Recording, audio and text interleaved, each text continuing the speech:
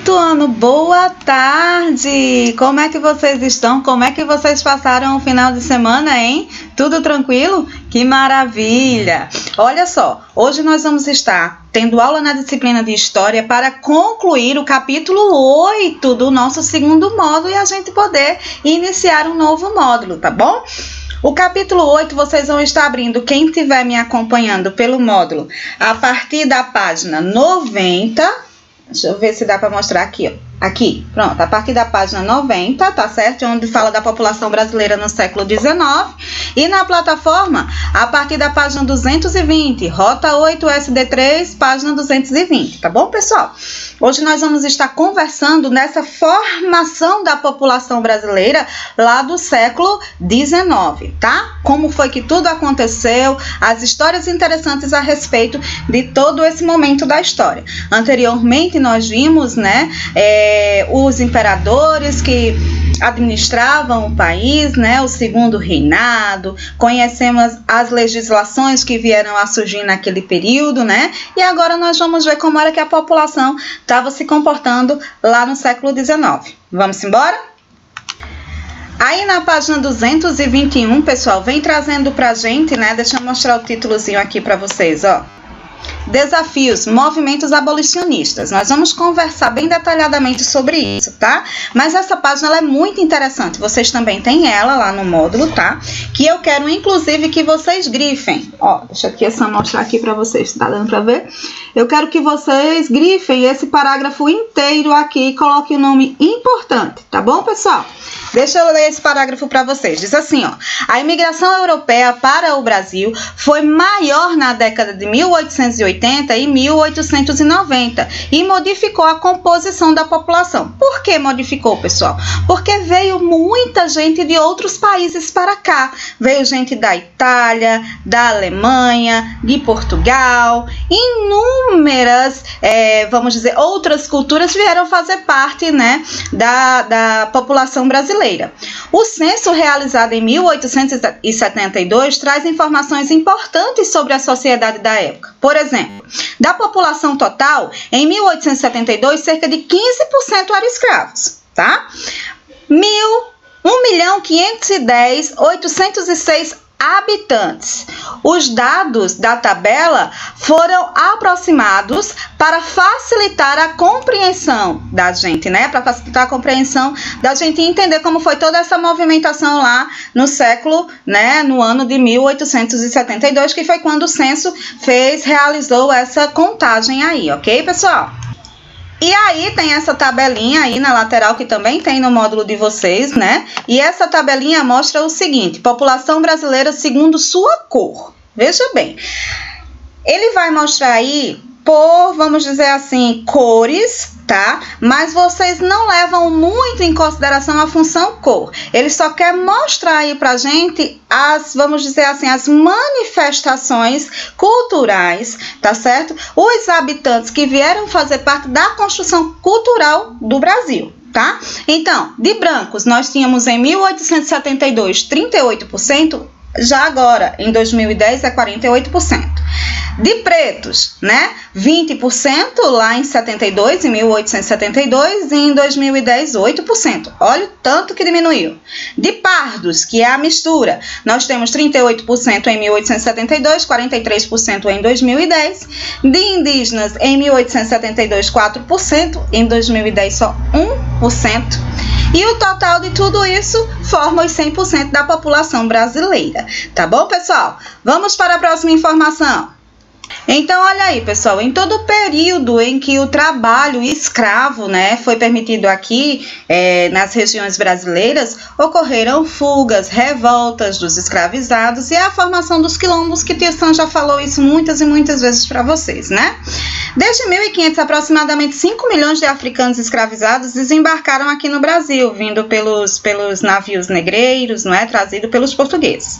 Quase metade dessa população de escravizados, né, ingressou durante o século XIX. Muitas vezes o escravizado comprava sua alforria e a pagava ao seu senhor por meio do trabalho. O que é alforria, gente? É a sua liberdade, tá? Eles compravam sua liberdade. Para pagar essa compra, eles ofereciam seu próprio trabalho. Muitas vezes, alguns deles nem conseguiam essa liberdade de verdade de fazer o que queria, porque morriam antes de terminar de pagar as suas dívidas, né? O trabalho, às vezes, não era suficiente, tá? Ou demorava demais para pagar. Como escravo de ganho, por exemplo, tá? A carta de alforria era um documento no qual o senhor de escravos cancelava seus direitos de propriedade entre um indivíduo. A partir da segunda metade do século XIX, crescia o número de pessoas a favor do fim da escravidão. Então, olha só, nós tínhamos a prática, né, naquela época, dos escravos serem usados, né, como se fosse propriedade de um senhor de engenho para trabalhar para ele, né? Com o passar do tempo, algumas coisas começaram a acontecer. E aí houve a Lei Áurea, tá? E ela proclamou essa Lei Áurea, que recebe o nome de quem fez, né? Ela proclamou que era obrigado os senhores de escravos a abrir mão daqueles escravos, tá certo? Mas para isso eles teriam que ter uma alforria, que é justamente isso que Tissan explicou para vocês aí, tá? Então, os africanos escravizados que desembarcavam no Brasil, olha só aí essa tela.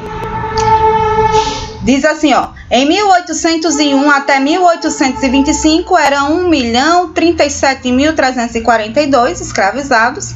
De 1826 a 1850 era 1.099.018 escravos. Em 1851 a 1875, 7.318, num total de 2.143.678 escravizados. Tá, pessoal? Vamos ver o que mais esse textozinho traz de... Como eu li para vocês anteriormente, né, ele diz que a partir da segunda metade do século XIX crescia o número de pessoas a favor do fim da escravidão.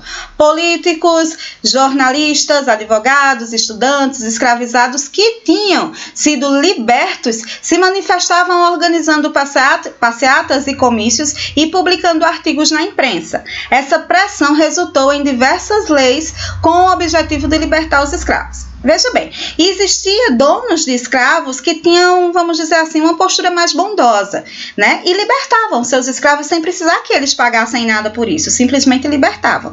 E esses escravos que eram libertos dessa forma ou de qualquer outra forma que seja, que fosse, né? Eles começaram a lutar pelos direitos dos demais escravos que continuavam presos, né? Que continuavam escravizados. E aí surgiram nessas manifestações, organizações, passeatas, porque até alguns brancos, vamos assim dizer, brancos, né, também compraram essa briga, né, também quiseram ajudar os escravos que ainda se mantinham presos, né, como se fossem objetos de senhores de engenho. E aí as coisas começaram a se modificar nessa visão, né, brasileira sobre a escravidão, né, e começou a diminuir, né, o número de pessoas presas, pessoas escravizadas e aumentar o número de pessoas libertas. E tudo isso aconteceu, gente, num desenrolar de leis que foram surgindo nesse período, tá? A plataforma traz aí pra gente, né, as leis que foram adotadas e resultaram ao final, no fim da escravidão do Brasil, né? Vocês vão ter isso aí, ó, na página 91 do módulo de vocês, ó, aqui em cima. Pra cá, Tia-san, aqui em cima, tá bom? Essa mesma tabelinha que eu tô mostrando aí na plataforma tem ela aqui no módulo, tá?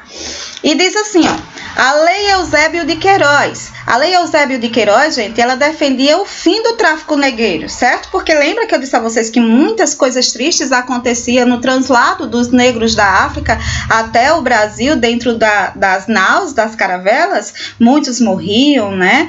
Coisas horríveis aconteceu ali. Então veio a Eusébio de Queiroz, que acabou com isso, né? Trouxe o fim desse tráfico negreiro, né? A lei seguinte, que veio em 1871, foi a Lei do Ventre Livre. Como era essa lei? Foi determinado que as mulheres negras gestantes, quando dessem à luz aos seus filhos, a partir daquela lei, seus filhos eram livres. Seus filhos não seriam mais escravos, tá? A mãe permanecia escrava, mas os filhos não, tá certo? Então, era a liberdade dos filhos escravizados a partir desta data. A terceira lei, lá em 1885, foi a lei dos sexagenários, que libertou os escravos com mais de 60 anos, tá? Então, primeiro a lei libertou, né, a lei do ventre livre, libertou os filhos nascidos a partir daquela data, os filhos de escravos nascidos a partir daquela data era livre. Depois, a próxima lei veio para libertar os idosos, certo? A partir dos 60 anos, os escravos eram libertos. Só que às vezes eles estavam tão desgastados pelos trabalhos que faziam, pelo sofrimento que passavam, às vezes eles apanhavam muito, que muitos deles não chegavam aos 60 anos, né? Então essa lei não funcionava muito. E a última lei, que foi a lei que Tia Sam falou para vocês, né? A Lei Áurea, que é a abolição da escravidão, tá certo? A Lei Áurea veio para exterminar de vez, né, com essa história de escravizar negros. Não funcionou no primeiro momento como se esperava, tá certo? Porque, como eu disse a vocês, era necessário que o escravo tivesse uma carta de alforria. Mas com as lutas, com as, vamos dizer assim, com as buscas para tentar acabar de vez com a escravidão, chegou um tempo que isso sim funcionou e aconteceu, e os escravos deixaram de sofrer como objetos nas mãos dos senhores. Ok, pessoal? E agora, pessoal, a gente vai dar um pulo, né, na nossa plataforma lá para a página 228, tá bom? Vou dizer a página para vocês no módulo também. No módulo de vocês, ó, é essa página aqui, tá bom? A página 92, tá certo? Aqui, a página 92, tá bom, pessoal? Então, a gente vai ver agora as biografias dos abolicionistas. Os abolicionistas eram as pessoas que buscavam, né, a liberdade e os direitos dos escravos. Então, nós temos aí essas imagens, né, dessas 4 pessoas aí, né? Conheço algumas pessoas que lutavam pelo fim da escravidão, tá? Esse primeiro aí, né, que tá na capa da revista, é o Francisco José do Nascimento. O segundo, esse senhor que está com um paletózinho preso só aqui em cima, é o José do Patrocínio. Essa senhora que está aí nessa foto oval é a Leonor Porto. E, por fim, o negro que está na 4ª foto, que é o André Pinto Rebouças. Então, gente, no Brasil, muitas pessoas, como eu já falei para vocês, né, lutavam pelo fim da escravidão, né, para que ela fosse escassa. A palavra abolição significa acabar, abolir, tá certo? E aí a plataforma traz pra gente 6 itens. O primeiro, você e um colega vão pesquisar a biografia de uma pessoa que lutou contra a escravidão e apresentá-la para a classe. Como a gente não está nesse momento de apresentação, vocês vão fazer essas pesquisas individuais, vão escolher uma dessas pessoas e vão realizar essa pesquisa no caderninho de vocês, tá? E depois vão enviar, como vocês sempre estão fazendo, enviar para o e-mail de Tia Sam, tá bom? O segundo item diz o seguinte: a biografia é um texto que conta a história da vida de uma pessoa, tá? Então, vai contar onde a pessoa nasceu, vai contar o que a pessoa fez na vida dela, no que ela trabalhou, quais foram as causas que ela lutou. Tudo isso é uma biografia, tá certo, pessoal? E terceiro, pesquisar em livros e na internet a história da vida de um abolicionista, ou seja, de uma pessoa que lutou pelo fim da escravidão, tá certo? Vocês podem pesquisar, por exemplo, a vida de Eusébio de Queiroz, Castro Alves, Maria Almeida de Queiroz, Visconde do Rio Branco, Dragão do Mar, Francisco de Paula Brito, Luiz Gama, Joaquim Nabuco, Maria Firmina dos Reis e Chiquinha Gonzaga. A última, que é a Chiquinha Gonzaga, é muito interessante, tá, pessoal? Então, esses aí são alguns exemplos, tá, de abolicionistas que vocês podem estar pesquisando na internet ou em livros de história para fazer a pesquisa biográfica de vocês, ok?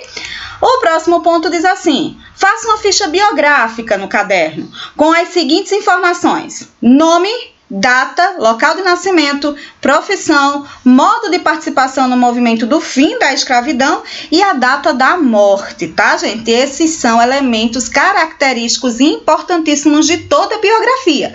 Toda biografia tem que ter todos esses elementos aí, não pode faltar nenhum.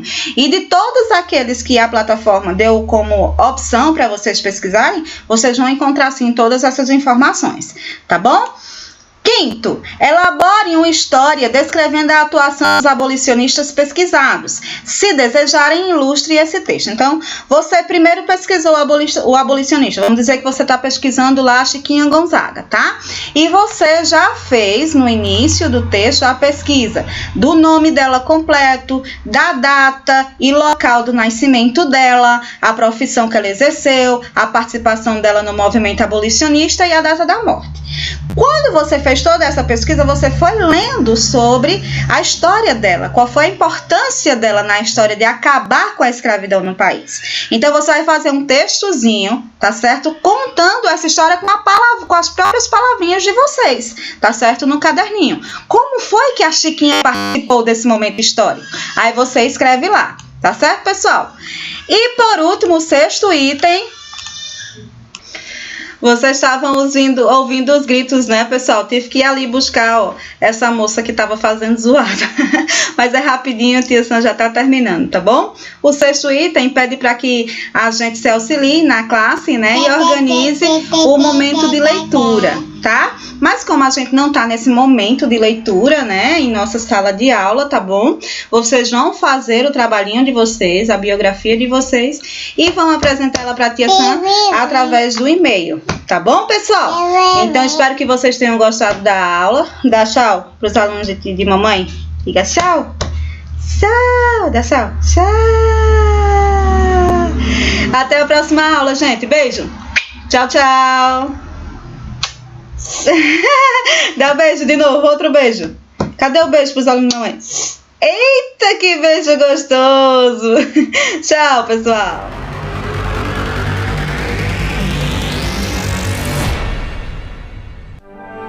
Durante 3 séculos, o trabalho escravo foi a principal mão de obra do Brasil e quase 5 milhões de pessoas foram trazidas à força da África.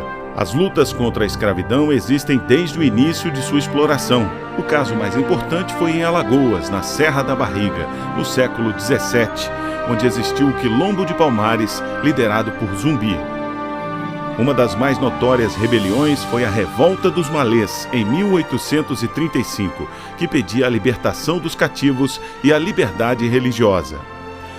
Sob pressão inclusive de outros países, como a Inglaterra, Dom Pedro II oficializou a proibição do tráfico interatlântico de escravos com a Lei Eusébio de Queiroz, em 1850. A Guerra do Paraguai também foi fundamental para o abolicionismo no Brasil, já que as tropas incluíam escravos que lutaram com a promessa de receberem em troca a alforria. Depois do conflito, vários intelectuais, escravos libertos e veteranos de guerra criaram as sociedades abolicionistas. Uma figura importante no movimento foi José do Patrocínio, filho de uma escrava alforriada e de um padre. Foi redator do jornal Gazeta de Notícias, onde iniciou uma campanha pró-abolição. Ele fundou a Confederação Abolicionista, que reunia todos os clubes abolicionistas do país. O governo brasileiro, para acalmar os ânimos, instituiu 2 leis.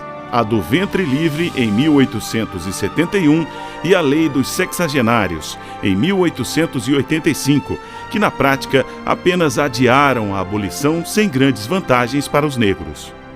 Foi quando, em 13 de maio de 1888, a princesa Isabel assinou a Lei Áurea e estabeleceu o fim da escravidão.